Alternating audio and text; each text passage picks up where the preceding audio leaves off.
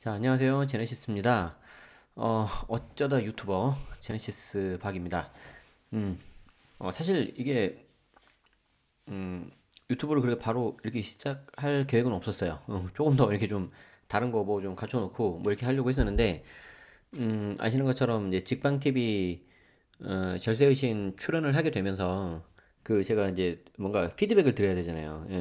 시청하신 분들한테. 근데 이제 직방에서 이게 다 다는 것도 한계가 있고, 그래서 이왕이면 출연했던 제가 이게 댓글을 달면 좋을 것 같은데, 뭐 제 채널이 또 있으면 서로 좋겠죠. 그래서 그렇게 좀 오픈을 좀 하게 됐고요. 그래서 처음에는 뭐 보시는 것처럼 다른 뭐 이렇게 잘 하시는 분들의 유튜브하고는 좀 다를 거예요. 그렇지만 저도 이렇게 좀 이런저런 아이디어가 있으니까 그쪽 시간이 지나면 더 괜찮아질 거라고 보고요. 자, 이번 영상은 블로그 3만 명 달성 기념, 그리고 채널 제네시스 박 채널 오픈, 그걸 기념해서 지난달 2019년 5월이었죠. 5월 16일 날 있었던 코엑스에서 있었던 서울 머니쇼, 서울 머니쇼에서 했던 내용을 제가 거의 그대로 이렇게 나눠서 한번 설명을 드리도록 하겠습니다. 서울 머니쇼에 참석하셨던 분들은 복습 플러스 이때 약간 좀 이슈 있었던 것들 몇 가지 있거든요. 그게 대해서 이제 보충 수업이라고 생각하시고 들으시면 좋을 것 같고요. 이날 아쉽게 참석 못했다. 뭐 사전 등록이 다 막혔다든지, 뭐 현장 접수가 불가능했다든지, 뭐 시간 또는 장소 때문에 참석 못했다. 그러신 분들은 이 영상을 보시면 될 거예요. 자료 거의 똑같고요. 물론 이제 그 같이 하셨던 여기 그 보이시죠? 월천대사님은 이제 함께 하지 못하고 이제 제가 이제 혼자 하는 건데, 월천대사님께서 중간에 또 이렇게 좀 설명을 또 보충 설명을 잘 해주셨어요. 리드를 잘 해주셨고, 그런 부분이 없는 거는 조금 아쉽게 생각을 하는데, 대신 그 부분을 제가 세금 관련된 내용을 조금 더 보완해서 하도록 하고요. 그 당시 1시간 30분 분량으로 이렇게 했었는데, 좌담회 형식으로 요걸 이제 유튜브 좀 이동하시면서 보시기 좀 편하게 한 15분에서 20분 단위로 그냥 다 끊어버릴 거예요. 제가 좀 정리를 해서 보니까 한 6강 정도면 되는 것 같아요. 제가 쭉 보니까 그렇지, 6강으로 하면 되는 것 같아요. 그래서 앞에 인트로, 그리고 뒤에 이제 질문 10개 있는데 그걸 제가 두 개씩 끊었습니다. 자, 해보도록 하죠. 뭐 월천 대사님은 잘 아시죠? 월천 재테크 카페 대표님이시고, 나는 부동산으로 IRP 번다. 그리고 불황이지만 돈을 불리고 있습니다. 저자시고요. 여긴 공저, 여긴 단독 저자. 그리고 저는 아신다고 보고 생략하고 가도록 하겠습니다. 자, 첫 번째 강의, 부동산 절세의 기본. 그러니까 그 월천 대사님하고 이 강의를 준비하면서 이 부분을 왜 넣었냐면, 사람들이 이게 뭔가 이게 잘 알아야 되고, 핵심적인 내용을 이렇게 숙지하는 건 좋은데, 너무 그 뭐죠? 절세의 기본적인 내용에 대해서 좀 잘 모르고 계신다는 거죠. 그래서 그 부분에 대해서 좀 설명을 한번 이렇게 한 다음에 뒤에 이렇게 다시 말을 해줘야 될 것 같다라고 해서 넣었습니다. 자, 아마 첫 번째 강은 되게 쉬우니까 여러분들이 잘 아시는 분들도 계실 거라고 생각을 해요. 한번 보죠. 자, 내가 만약에 주택을 취득한다. 이게 실거주 주택도 마찬가지고, 투자용 주택도 마찬가지예요. 어찌됐든, 주택을 취득을 하게 되면 최소 3번 이상 세금을 내야 돼요. 3번. 3번 이상. 3번 이상 세금을 내야 되는데, 취득 단계, 보유 단계, 양도 단계, 이렇게 세 가지 단계에서 각각 세금이 다 나오는 거죠. 한 번, 두 번, 세 번. 자, 취득 단계는 무슨 세금이 나오죠? 취득세라는 게 나와요. 말 그대로 취득세. 그리고 집을 가지고만 있어도 나오는 세금, 보유세라고 하는데, 재산세, 종부세는 여러분들이 잘 아실 거고, 자, 그리고 여기에 대해서 또 하나 추가가 돼요. 이게 주택 임대소득세라고 해서 내가 만약에 집을 가지고 있는데 그 집을 전세나 월세로 임대를 놓고 있다. 그러면은 거기에 대해서 이제 세금이 나온다는 거죠. 물론 그 전에도 나왔는데, 문제는 올해부터는 모든 부분에 대해서 분류과세로라도 세금을 걷겠다는 거고, 물론 올해 하는 거는 내년에 신고 납부를 하셔야 돼요. 자, 그리고 여기에 대해서 이것저것 준비들 많이 하고 있어요. 과세 당국이. 그래서 이 부분을 잘 알아두셔야 된다. 자, 그리고 자, 그래서 보유 단계 한 번만 더 합시다. 보유세에 대해서는 내가 집을 가지고만 있으면 재산세 또는 종부세 또는 주택임대 소득세를 내는데 뭐 집이 많이 있으신 분들은 이거 한 번에 세 개 다 낼 수 있어요. 그것도 매해. 무슨 말이냐면 7월 달에 종부세가 재산세가 나오고요. 12월 달에 종부세가 나온다고요. 그리고 그 다음 연도에 주택임대 소득세를 또 낼 수 있어요. 집이 많이 있으면. 이해되시죠? 자, 그래서 이 보유세가 앞으로 굉장히 좀 중요해질 거고요. 특히 주택임대소득세가 더 중요해질 겁니다. 뒤에 보도록 하죠. 자, 양도 단계. 마지막으로 이제 그 해당 집을 이렇게 양도하는 거. 이제 내 명의에서 이제 바꾸는 거죠. 자, 내가 대가를 받고 팔면 양도소득세라는 게 나오고, 대가를 받지 않고 다른 사람한테 명의를 넘기면 이게 증여 또는 상속이 나온다. 자, 그래서 살아생전에 하면 증여, 죽고 나서 사후에 하면 상속이 되는 거죠. 자, 그래서 전반적인 큰 틀에서는 취득, 보유, 양도 단계에서 각각에 대해서 세금이 나온다. 이렇게 알고 계시면 되고요. 특히 이 양도 단계 굉장히 세부담이 크죠. 그렇기 때문에 이 부분 잘 아셔야 돼요. 자, 그 당시 이제 머니쇼에서도 이 부분을 말씀드렸어요. 투자에 있어 핵심은 이 보유세다. 그래서 이 보유세 부분이라는 거를 이렇게 말씀을 드렸고, 이 보유 단계에 있어서 어, 주택임대소득세가 앞으로 더 각광을 받을 거라고 저는 생각을 합니다. 그래서 주택임대소득세에 대해서 특히 잘 알아두시면 좋겠어요. 어, 자, 그래서 이 부분을 한번 볼까요?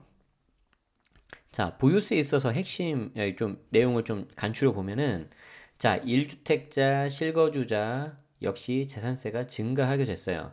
이번에 2019년도 서울 공동주택 공시가격이 처음에 안은 14.17% 상승을 했고 몇 가지 이의제기 받아들여서 최종적으로는 14.02%가 나왔죠. 그래서 굉장히 좀 많이 상승을 했고요. 이게 이제 왜 이슈가 되냐면 여기 보시는 것처럼 나는 세금 폭탄에서 자유로울 거야 라고 생각하셨던 1주택자들자 역시 세부담에서 자유로울 수 없다. 그리고 이 재산세는 계속해서 내가 보유하고 있는 한 계속해서 나온다는 거죠. 그래서 이 부분 잘 체크하셔야 되고요. 만약에 이미 종부세를 부담하고 계신 분들이라면 아마 22년까지는 계속해서 좀 고통스러우실 거예요. 왜냐하면 이 종부세를 이게 구성하는 과표 중에 이 공정시장 가액 비율이라는 요소가 있는데 얘가 현행은 85%예요. 그러니까 0.85를 곱하니까 약간 값을 줄여주는 거잖아요. 근데 얘가 계속해서 올라가서 2022년이 되면 100%까지 상승을 해요. 그래서 이 종부세 부담은 계속해서 증가를 할 거다. 그리고 주택임대 소득에 대한 비과세가 폐지가 됐어요. 그래서 수익 금액이 2천만 원 이하인 경우에는 지금까지는 비과세였는데 올해부터는 분리과세 돼서 내년부터는 신고 납부하셔야 된다. 자, 이 부분이 아주 조심해야 되는 보유세 핵심 내용이 되겠습니다. 자, 그래서 보시면 내가 만약에 1주택자하고 이제 단독 명의라고 가정을 하면 이 공시 가격이 작년에 7억에서 올해 8억으로 올랐다고 가정을 해봅시다. 이때 공시가격 7억일 때는 재산세가 한 185만 원 정도 나와요.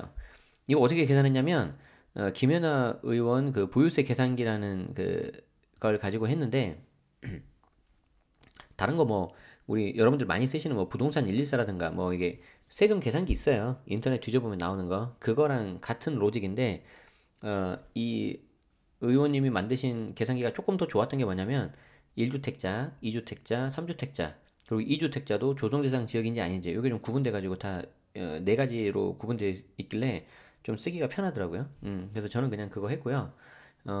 계산 과정 그 자체를 아는 거는 재산세에서는 큰 의미가 없어요. 왜냐하면 내가 절세할 수 있는 포인트가 별로 없기 때문에. 자, 아무튼 그러고 나서 2018년 공시 가격이 7억이잖아요. 7억이기 때문에 이때는 종부세가 안 나옵니다. 왜? 1주택자고 단독명이니까 이때는 9억까지 빼줘요. 9억까지는 비과세. 자, 그래서 안 나오는데 얘가 이제 2019년이 되면서 이제 8억으로 오르니까 종부세는 여전히 안 나오는데 재산세가 대략 222만 원 정도가 나와서 전년 대비 20% 포인트가 20% 정도가 상승을 하더라는 거예요. 1주택자 분들한테는 별로 좋은 게 아니죠. 나는 그냥 내 실거주 하라고 해서 실거주만 갖고 있었는데 보유세가 오르니까 별로 좋은 건 아닌데 얼마 올랐나요? 한 40만 원 조금 안 되죠. 37만 원 정도가 오른 셈인데 37만 원 뭐 어떤 분한테는 적다고 느껴질 수 있지만 그 적은 돈은 아니에요. 그리고 이게 매년 내야 되는 거잖아요. 그쵸? 그렇기 때문에 부담이 커지고 있다. 자, 내가 3주택자라고 가정을 해볼까요? 그래서 1번, 2번, 3번이 있는데 얘가 공시 가격이 6억, 7억, 8억 이렇게 각각 되어 있다고 가정하고요. 얘가 이제 1억씩 오른다고 가정해 봅시다. 그래서 6억이 7억이 되고 7억짜리가 8억이 되고 8억짜리가 9억이 된다. 그러면 얘가 3주택이 되는데 문제는 이 종부세가 올해부터 3주택자인 경우에는 세율이 중과가 들어가요. 그리고 세부담 상한도 넓어져요. 그래서 세금을 많이 내게 되었어요. 자, 어떻게 되냐면 작년 같은 경우에는 6, 7, 8 모두 더하니까 공시가격이 21억이 나오는데 2019년 올해는 24억이 되죠. 그래서 똑같이 계산기에 집어넣으면 재산세는 554만원. 그런데 얘가 666만원이 돼서 한 20% 올라요, 얘가. 요 위에 1주택자하고 비슷하죠. 근데 문제는 종부세예요. 이 종부세가 544만원에서 무려 1546만원이 돼서 한 2배 가까이 뛰어요. 이게 3배 가까이 돼버리는 거죠. 실제 올라가는 거는 2배 정도, 184% 정도 돼버리고. 왜 이런 일이 벌어지냐면 3주택자 혹은 조정 대상 지역에 2주택이 있는 자들은 종부세가 중과가 들어가요. 종부세 중과가 들어가면 어떻게 되냐면 일단 세율이 더 높아져요. 그래서 세율 테이블이 달라져 버리고요. 거기에다가 세부담 상한이 200% 또는 300%로 늘어나 버려요. 원래는 기존에는 150%에서 막혔단 말이에요. 그러니까 무슨 말이냐면 내가 작년에 보유세를 한 100만 원 냈다고 치면 올해 세부담 상한 150%, 즉 150만 원으로 딱 끊겨서 더 이상은 안 올라가는데 얘가 이제 종부세 조정 대상 지역이 2주택 아니면 총 주택 수가 3주택 이때는 지역 상관없어요. 자, 이렇게 돼 버리면은 세부담 상한이 200%, 300%로 올라가 버린다. 그러니까 공시가격 또는 공정시작가액 비율 그리고 세율이 올라갈수록 얘가 올라가 버리는 거죠. 이해되시죠? 그래서 되게 조심해야 돼요. 자, 그래서 고가주택 특히 갖고 있는 분들은 종부세, 그렇지 않더라도 여기에 대해서 이제 주택임대소득 다 과세가 되기 때문에 앞으로는 보유세가 굉장히 큰 이슈가 될 거라고 저는 생각을 합니다. 자, 그 다음이 이제 양도세인데 양도소득세가 굉장히 복잡하고 어렵게 바뀌었는데 특히 이 중에서도 비과세 부분이 더 까다로워졌어요. 그래서 1주택자들도 조심해야 되는 부분이 생기게 됐다. 자, 그래서 그 부분이 뭔지 간략하게 먼저 알아보면 보세요. 고가주택인 경우에 비과세가 되는 경우가 있어요. 그러니까 무슨 말이냐면 오히려 이렇게 생각하시는 게 더 편해요. 내가 비과세 대상자, 예를 들어서 1가구 1주택 비과세, 뭐 1식 2주택 비과세. 그런데 실거래가가 9억이 넘는다. 그러면은 그때는 고가주택이라고 하는데 이때 조심해야 되는 게 실거래가예요. 실거래가. 그러니까 쉽게 말해서 우리가 실제 거래되는 가격. 더 쉽게 말하면 우리가 집 알아볼 때 그 네이버 부동산 먼저 보잖아요. 그 네이버 부동산에 있는 그 가격이라고 생각하시면 돼요. 물론 거기서 조정은 좀 되지만. 그래서 그거보다 좀 더 낮은 게 이제 공시 가격인데 아파트 같은 경우에 시세 대비 한 60에서 70% 정도잖아요. 공시 가격이. 근데 이 실거래가가 9억이 넘는 고가주택인 경우에는 원래는 비과세인데 세금을 내라고 한 거예요. 정부가. 9억 넘은 초과 부분에 대해선. 물론 왜 그 기준이 9억인지 저도 잘 몰라요. 그리고 더 놀라운 거는 제가 세무사 공부한 지가 벌써 10년이 넘었는데 그때도 9억, 지금도 9억이에요. 집값이 그렇게 올랐는데. 자, 아무튼 뭐 일단 우리는 법을 따라야 되니까 그 경우에 9억 초과분에 대해서 세금을 내니까 이 사람들이 기분이 안 좋을 거 아니에요. 원래 나는 비과세 대상자인데. 그렇기 때문에 그런 사람들한테 어떻게 해줬냐면 9억까지는 비과세고 9억 초과 과세인데 이때 장특공, 이게 장기 보유 특별공제라고 해서 양도세를 이렇게 줄여주는 게 있어요. 그 장기 보유 특별공제를 내가 맥스 1년당 8%, 즉 80%까지 해주겠다. 그렇게 되면 세금이 거의 다 줄어들 거다. 라고 해서 그냥 지나왔어요, 지금까지. 이렇게 쭉 왔는데, 정부가 이걸 또 바꿔요, 이번에. 그래서 장특공 80%를 받으려면 반드시 전체 보유한 기간 중에서 2년은 거주해라. 이게 내년 양도하는 부분부터 들어가요. 이 말이 무서운 말이에요. 자, 2020년 이후 양도분부터 적용된다는 말은 그 이전에 언제 취득했는지 상관이 없어요. 그러니까 아무리 일찍 사고 그랬다 하더라도 그냥 이건 내년부터 다 적용되는 거예요. 그래서 무슨 메시지를 주고 있는 거죠, 정부가? 그게 싫으면 올해 팔아라. 지금 이거예요. 그래서 여기에 대한 매물은 좀 나올 가능성이 있어요. 실제 제 주변에도 있고. 그리고 또 조심해야 되는 게 뭐냐면, 여러분들은 2년 거주라는 말을 듣는 순간, 나 조정대상 지역인가? 그거부터 따지는 습관이 있어요. 워낙 그 파리 대책이 충격이 컸단 말이에요. 그런데 미안하지만 그게 아니고 지역 상관없이 이때는 무조건 2년 거주해야 돼요. 자, 또 있습니다. 1세대 1주택 양도세 비과세 보유기간 요건이 강화가 돼요. 무슨 말이냐면 원래 그 지금까지 비과세를 판단하는 거는 대원칙이 양도 당시로 판단했어요. 그래서 양도 당시로 판단해서 그냥 1주택이면은 1주택 대상이니까 비과세 이렇게 해줬었는데 그때 취득일로부터 양도일까지만 이렇게 따졌단 말이에요. 그런데 이게 어떻게 바뀌냐면 21년도 이후에 파는 양도분에 대해서는 그 주택이 최종 1주택이 된 날로부터 과연 2년이 지났는지 안 되는지를 따지겠다는 거예요. 이거는 제가 그래서 말로 좀 해도 어려워요. 그래서 뒤에 그림으로 사례를 좀 보여드릴게요. 아무튼 복잡하게 바뀌었다. 자, 그리고 많은 분들이 좀 많이 모르시거나 아니면 헷갈려 아시는 거 있는데 거주주택 양도세 비과세 특례라는 게 있어요. 이게 사실 제일 좋은 그 세제 혜택인데 이 거주주택 양도세 비과세 특례가 평생 1회로 제한이 된다. 자, 그래서 이 거주주택 양도세 비과세 특례는 특히 임대주택 등록한 물건이 있어야 되는 거예요. 장기 임대주택이라고 하는데 그 부분이 있을 때 비과세 받을 수 있는 방법이에요. 그리고 집이 몇 채가 있든 하나는 비과세를 받을 수가 있어요. 그 하나가 거주한 주택이어야 돼요. 이 역시 그냥 이름 자체가 거주주택이기 때문에 무조건 거주. 조정대상 지역하고 상관없어요. 자, 아시겠죠? 자, 일단 뒤에 다시 나올 건데 요게 대략적인 내용이에요. 그래서 여러분들은 요 정도만 알아두시고 한번 이렇게 전체적인 큰 그림을 좀 그려보시면 좋겠다. 자, 그래서 특히 양도세 이번에 바뀐 걸 보면 1주택자 혹은 일시적 2주택 이 경우에도 그 실거주자 분들이시잖아요. 이때 비과세 요건이 강화됐으니까 조심하셔야 돼요. 아시겠죠? 자, 1강은 딱 요 정도 하면 될 것 같아요. 제가 시간 그렇게 많이 안 할 거예요. 이동하면서 좀 들으시기 편하시라고 이렇게 할 거고, 이제 그 다음엔 좀 다른 형식으로 계속 할 거예요. 자, 그래서 요 정도 오리엔테이션 맞추고요. 자, 2강은 제가 다른 영상으로 올려드리도록 하겠습니다. 자, 여기까지 마치겠습니다. 그 다음 영상에서 또 뵙죠.